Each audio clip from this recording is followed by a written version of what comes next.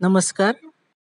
आज मी तुमच्यासाठी अतिशय साधी, सोपी अशी तांदूळजाची भाजीची रेसिपी घेऊन आली आहे. तांदूळजा ही भारतात उगवणारी एक आयुर्वेदिक औषधी वनस्पती आहे. त्यात सी जीवनसत्व भरपूर प्रमाणात असते आणि मधुर रसाने ती समृद्ध आहे. उष्णता, दाह कमी करण्यासाठी आणि बाळंतीण किंवा वृद्ध यांच्यासाठी पातळ भाजी ही जास्त उपयुक्त आहे. बद्धकोष्ठता घालवणारी अशी ही भाजी आहे. अमिनो ॲसिड्स यात भरपूर प्रमाणात असतात. या ठिकाणी कढईत आपण 4 चमचे तेल घालून घेतलेले आहे. तेल तापल्यानंतर आपण त्यात फोडणीसाठी थोडी मोहरी, जिरं आणि हिंग घालणार आहोत. त्यानंतर आपण 10 ते 12 लसूण पाकळ्या घेतलेल्या आहे. त्या चांगल्या बारीक कापून आपण त्यामध्ये घालणार आहोत.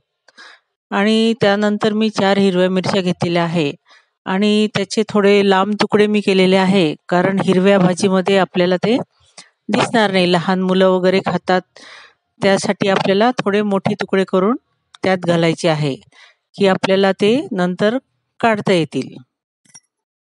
त्यानंतर 2 कांदे मी कापून घेतलेले आहे. ते 2 कांदे आपण त्यात घालून घेणार आहोत आणि थोडं परतून घेतल्यानंतर, म्हणजे अगदी थोडं ट्रान्सपरंट झाल्यानंतर आपण ह्या कांद्यामध्ये थोडं हळद, अर्धा चमचा हळद, 1 चमचा लाल तिखट आणि 1 चमचा धने पावडर ही टाकून घेणार आहोत. आणि ते थोडे परतून घेतल्यानंतर, म्हणजे त्याचा थोडा कच्चेपणा त्या मसाल्यांचा निघून जाईल.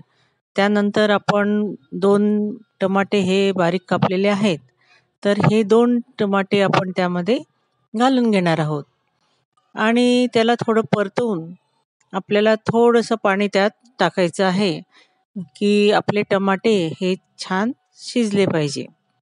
आणि त्यानंतर आपण झाकण ठेवून हे टमाटे चांगले शिजवून घेणार आहोत.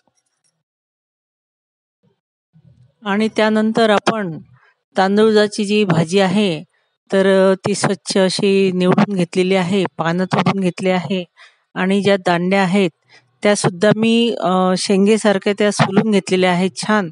अगदी कोवळ्या कोवळ्या ज्या दांड्या होत्या त्या मी घेतलेल्या आहे भाजीमध्ये. आणि ही भाजी स्वच्छ अशी 2 ते 3 पाण्याने चांगली धुवून घ्यायची, भरपूर पाणी घेऊन, कारण त्यामध्ये थोडं माती वगैरे असते. आणि ती टोपलीमध्ये निथळत ठेवली आणि ती कोरडी झाल्यानंतर ती आपण आता कापून घेतलेली आहे आणि आपल्या त्या टमाटे शिजल्यानंतर कढईमध्ये ही भाजी टाकून चांगली परतून घेतलेली आहे. आणि ह्या भाजीमध्ये मीठ अगदी थोडं बेतानेच घालायचं आहे, कारण ही भाजी शिजल्यानंतर थोडी चिमते, म्हणजे ती थोडी कमी होते. त्यामुळे आपण मीठ हे प्रमाणातच घालायचं आहे. आणि भाजी चांगली परतून आपल्याला छान त्याला एक वाफ येऊ द्यायची आहे. भाजी आपल्याला छान परतून घ्यायची आहे आणि झाकण ठेवून ती शिजवून घ्यायची आहे. त्या भाजीतला जो दांडी असते, तर ती आपण दाबून बघायची. ती जर नरम झाली की भाजी आपली शिजलेली आहे. आणि त्यानंतर त्यात थोडं 2 चमचे आपण शेंगदाण्याचा जाडसर कूट असा टाकणार आहोत आणि तो सुद्धा परतून आपण पुन्हा एक वेळा झाकण ठेवून ही भाजी तयार करणार आहोत. त्यानंतर वाफ आली की आपली भाजी अगदी रेडी आहे किंवा तयार आहे. भाजी धुतलेलं पाणी जर तुम्ही झाडांना घालू शकलात तर फारच चांगलं, कारण त्यामुळे पाण्याचीही बचत होईल. ही भाजी आपण पोळी किंवा भाकरीसोबतही खाऊ शकतो. विशेषतः बाजरीच्या भाकरीबरोबर ही फारच छान लागते. माझ्या रेसिपीला लाईक, शेअर आणि कमेंट करा.